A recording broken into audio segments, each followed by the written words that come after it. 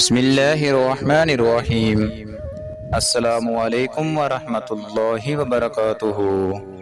میرے پیارے بھائیوں، آج میں آپ بھائیوں کے لیے ایک بہت ہی پاورفل اور آزمودہ وظیفہ لے کے آیا ہوں۔ یہ وظیفہ رزق کو بڑھانے کے لیے ہے۔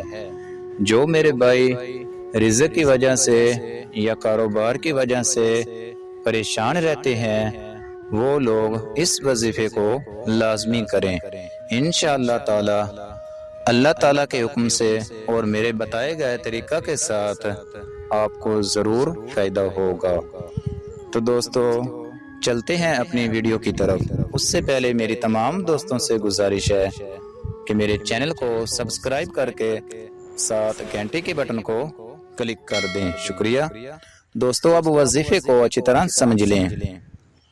آپ نے ہر فرض نماز کے بعد 3 مرتبہ آیت الکرسی، 1 مرتبہ سورۃ فاتحہ اور 3 مرتبہ سورۃ اخلاص اور قرآن مجید کی یہ آیت مبارکہ جو آپ کو سکرین پر نظر آ رہی ہے، اس کو آپ نے 41 مرتبہ پڑھنا ہے اور اول آخر 3 مرتبہ درود شریف پڑھنا ہے۔ اور آیت کو اچھی طرح سن لیں۔